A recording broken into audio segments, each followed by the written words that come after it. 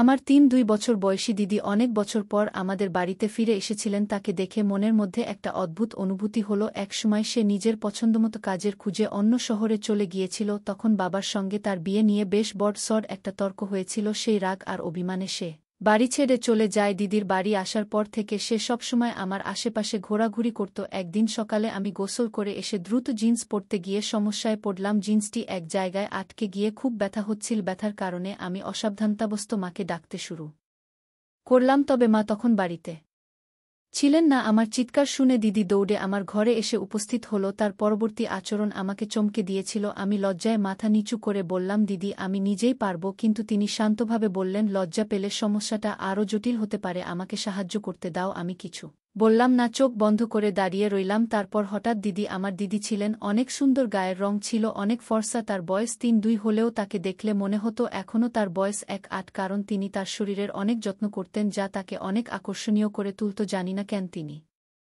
এখনও বিয়ে করেননি। আমার নাম ঈশান, আমি ১০ম শ্রেণীর ছাত্র। আমার জীবন অন্য সাধারণ শিশুদের মতো ছিল না, কারণ বাবা মা দুজনেই কর্মজীবী। বেশিরভাগ সময় বাড়ি ফাঁকা থাকত। বিশেষ করে দুপুরে স্কুল থেকে ফিরে নিজেকে একা পেতাম। প্রায়ই ভাবতাম যদি কেউ থাকত যে আমার অপেক্ষায় থাকত।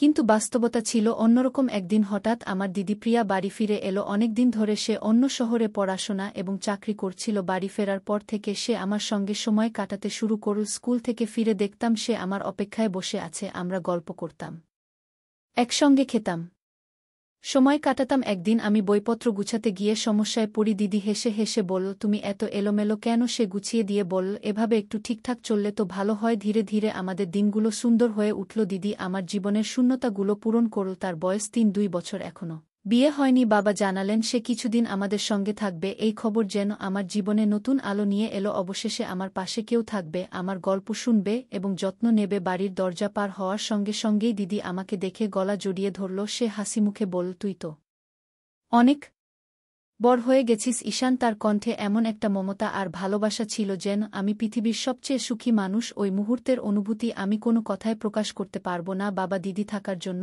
আমার ঘরের ব্যবস্থা করলেন। প্রথমে একটু অস্বস্তি লাগলেও, কারণ আমি কখনো আমার ঘর কারো সঙ্গে ভাগ করি। দিদির সঙ্গে ঘর শেয়ার করা আমার জন্য এক অন্যরকম অভিজ্ঞতা হলো। আমি খুশি মনে রাজি হয়ে গেলাম। দিদি আসার পর থেকেই আমার জীবনে অনেক পরিবর্তন এলো। দুপুরে স্কুল থেকে বাড়ি ফিরে আমি দেখতে পেতাম দিদি দরজার সামনে আমার জন্য অপেক্ষা করছে। আমি ঘরে ঢুকতেই সে আমার স্কুল ব্যাগটা নিয়ে বলতো, আগে হাত ধুয়ে নে, তারপর খেতে বসবি। তার এই যত্ন আর ভালোবাসা আমার দিনগুলোকে আরও সুন্দর করে তুলেছিল। আমাদের সময়টা কাটত গল্প, হাসি ঠাট্টা আর স্মৃতিচারণ। দিদি আমার পড়াশোনা এবং অন্যান্য বিষয়ে আমাকে সাহায্য করত। সে শুধু আমার দিদি নয়, আমার সবচেয়ে ভালো বন্ধুতে পরিণত হয়েছিল। দিদি শুধু আমার খাওয়া দাওয়া দেখাশোনা করত না, আমার পড়াশোনাতেও সাহায্য করত, এমনকি আমার হোমওয়ার্ক করতেও পাশে থাকত। আমি জানতাম দিদি বাড়িতে আসার পেছনে আরেকটি বড় কারণ ছিল। কয়েক মাস আগে আমার থাইরয়েড রোগের সমস্যা ধরা পড়ে। আমার বয়সে এটি খুবই অস্বাভাবিক ছিল এবং আমার জন্য একটি বড় ধাক্কা। এই রোগের চিকিৎসার জন্য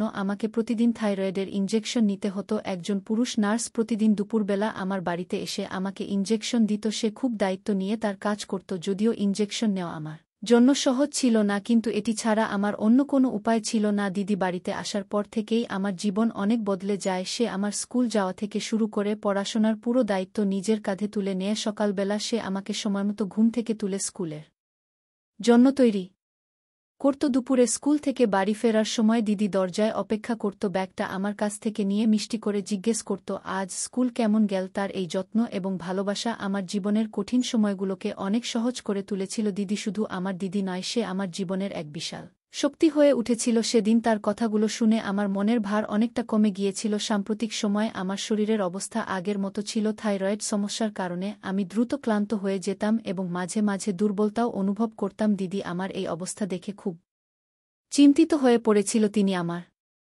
খাওয়া দাওয়ার প্রতি বিশেষ যত্ন নিতে শুরু করেন। নিজের হাতে খাবার বানিয়ে বলতেন, ঈশান তুই খুব তাড়াতাড়ি ভালো হয়ে উঠবি, এইসবি তোর স্বাস্থ্যের জন্য জরুরি। যখন পুরুষ নার্স এসে আমাকে ইনজেকশন দিত তখন দিদি আমার পাশে বসে থাকত। তিনি আমার হাত ধরে বলতেন, ভয় পাবি না, এটা খুব অল্প সময়ের ব্যাপার। তার কথায় আমি অনেকটা সাহস পেতাম। দিদি অনেকদিন ধরে বাড়িতে ছিল এবং আমার স্কুলে যাওয়া থেকে শুরু করে পড়াশোনার সমস্ত দায়িত্ব তিনিই সামলাতেন। এক রাতে হঠাৎ ঘুম ভেঙে গেল। কেন এমন হলো বুঝতে পারছিলাম না। ঘরটা আধো অন্ধকার ছিল, তো আমার শরীরে কারো স্পর্শ অনুভব করলাম। প্রথমে ভেবেছিলাম হয়তো এটা ভুলবশত ঘটেছে, হয়তো ঘুমের মধ্যে দিদির হাত আমার দিকে চলে এসেছে, কিন্তু এই অনুভূতি আমাকে অস্বস্তিতে ফেলতে শুরু করল। আমি কিছুক্ষণ চুপচাপ শুয়ে ভাবতে থাকলাম, হয়তো আমি ভুল বুঝছি, দিদির এমন কাজ ভুলবশতই হয়েছে, তিনি তো আমার বড় বোন, যার প্রতি আমি পুরোপুরি বিশ্বাস করি। কিন্তু পরের দিন আবার একই ঘটনা ঘটল। এবার আমি সম্পূর্ণ জেগেছিলাম। দিদির আচরণ আমার কাছে অদ্ভুত লাগতে শুরু করল। তার এই স্পর্শ আর ভুল মনে হচ্ছিল না। আমার ভেতরে অস্বস্তি আরও বাড়তে লাগল। আমি তাকে এমন রূপে আগে কখনো দেখিনি। তিনি তো। আমি আর কোনো প্রশ্ন করিনি, চুপচাপ পড়ায় মন দিলাম। কিছুক্ষণ পরেই এক নার্স বাড়িতে এলেন আমাকে ইনজেকশন দিতে। ইনজেকশন নিয়ে আমি কিছুক্ষণ বিশ্রাম নিতে শুয়ে পড়লাম। ঘুম থেকে ওঠার পর খুব ক্ষুধা অনুভব করলাম। তখন দিদিকে ম্যাগি বানানোর কথা বললাম। তখন দিদি মায়ের ঘরে ছিলেন। আমি ঘরের কাছে গিয়ে দেখলাম দিদি নিজেকে আয়নায় দেখছেন। স্নান সেরে তিনি যেন নিজের 8 বছরের মেয়ে মনে করে দেখতে চেষ্টা করছিলেন। তাকে এমনভাবে আয়নায় নিজের প্রতি মগ্ন হতে দেখে আমি একটু হতবাক হয়েছিলাম। আমি চুপচাপ দাঁড়িয়ে অপেক্ষা করছিলাম যে কখন তিনি নিজের এই মগ্নতা থেকে বেরিয়ে আসবেন। আমি ক্ষুধার্ত ছিলাম, কিন্তু দিদি যেন নিজের এক অদ্ভুত জগতে ছিল। নিজেকে নায়িকা মনে করে আয়নার সামনে বিভিন্ন ভঙ্গিতে দাঁড়িয়েছিলেন। ক্ষুধার তীব্রতায় আমি আর সহ্য করতে পারলাম না। অশেষে তার ঘরে গেলাম। আমাকে দেখে দিদি হালকা লজ্জা পেলেন এবং একটু হাসলেন। তিনি তখন স্নানের পোশাক পরা অবস্থায় ছিলেন। আমাকে দেখে বললেন, উঠে পড়েছ ঈশান? তাহলে বলতো আমি কেমন দেখাচ্ছি। আমি আসলে ক্ষুধার জন্য তার কাছে গিয়েছিলাম, কিন্তু দিদি যেন আমার মুখ থেকে নিজের প্রশংসা শোনার জন্যই অপেক্ষা করছিলেন।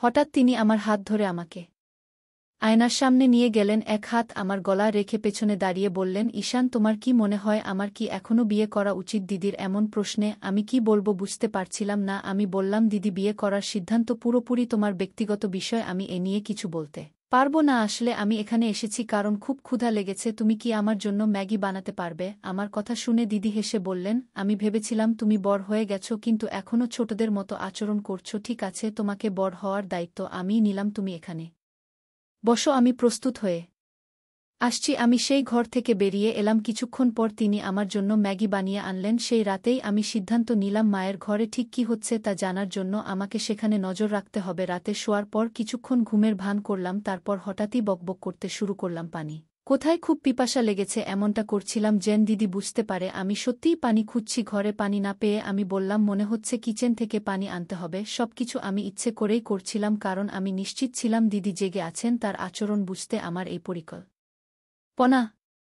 ছিল। আমি বুঝতে চেয়েছিলাম দিদির মনে আসলে কি চলছে। রাতের সময় পানি খুঁজতে ঘর থেকে বেরোলাম, তবে রান্নাঘরের দিকে না গিয়ে আমি মায়ের ঘরের দিকে পা বাড়ালাম। দরজাটা সামান্য খোলা ছিল। আমি ভেতরে উকি দিয়ে যা দেখলাম তাতে কিছু বিষয় স্পষ্ট হয়ে গেল। মা আর বাবা একসঙ্গে বসেছিলেন। বাবা মাকে আলতো করে কাছে টেনে নিচ্ছিলেন। এই দৃশ্য দেখে আমার মনের মধ্যে কিছু চিন্তা পরিষ্কার হতে শুরু করল। আমি তখন চুপচাপ নিজের ঘরে ফিরে এলাম। ঘরে এসে দেখলাম দিদি আগের মতোই শুয়ে আছে, তবে আমি নিশ্চিত ছিলাম সে ঘুমিয়ে নেই। তার মনেও নিশ্চয়ই কিছু চলছিল। আমি ঠিক করলাম এই বিষয়টি দিদির সঙ্গে কথা বলতে হবে। অনেকদিন ধরে যা চলছে তা আমাকে মানসিকভাবে খুবই অস্বস্তিতে ফেলেছিল। সেই রাতে আমি ঘুমাতে পারলাম না। বারবার মাথায় ঘুরছিল দিদির অদ্ভুত আচরণ আর মায়ের ঘরে দেখা সেই দৃশ্য। এরপর 3 দিন কেটে গেল। আমার গ্রীষ্মের ছুটি শুরু হতে চলেছে। মা বাবা ছুটির জন্য একটি ভ্রমণের পরিকল্পনা করলেন, তবে সেই ভ্রমণ ছিল শুধু তাদের জন্য। তারা বললেন, আমার সামনে বোর্ড পরীক্ষা রয়েছে, এই সময়টা পড়াশোনার জন্য কাজে লাগানো উচিত। আমি অনেক বুঝিয়েও তাদের সঙ্গে যেতে রাজি করাতে পারলাম না। মা বাবা বললেন, ঈশান, এই সময়টা তোমার জন্য খুব গুরুত্বপূর্ণ, তোমার পড়াশোনায় মনোযোগ দেয়া উচিত। 3 দিন পর আমার ছুটি শুরু হতেই মা বাবা তাদের ভ্রমণে বেরিয়ে গেলেন। বাড়িতে আমি আর দিদি একাই রয়ে গেলাম। মা বাবা চলে যাওয়ার পর দিদি কিছুটা উদাসীন হয়ে পড়ল। আমি তার পাশে গিয়ে বসে হাসতে হাসতে বললাম, দিদি, এখন তো তোমারও বিয়ে করার ইচ্ছে হচ্ছে, তাই না? এখানে এসে মা বাবাকে একসঙ্গে দেখে নিশ্চয়ই মনে হয় তোমারও এমন একজন থাকা উচিত যে তোমাকে ভালোবাসবে। আমার কথা শুনে দিদির চোখে পানি চলে এলো। সে কান্নার মধ্যে বলল, ঈশান, তুমি সত্যিই আমার মনের কথা বুঝে ফেলেছ। এরপর সে তার মনের কথা বলতে শুরু করল। সেদিন সকালে দিদি হঠাৎ আমাকে জড়িয়ে ধরে বলল, তুমি তো অনেক বড় হয়ে গেছ। আমি এতদিন ভেবেছিলাম তুমি এখনও ছুটি আছো, কিন্তু তোমার কথাগুলো শুনে মনে হলো আমি এখন সত্যিই একজন পরিপক্ক মানুষ।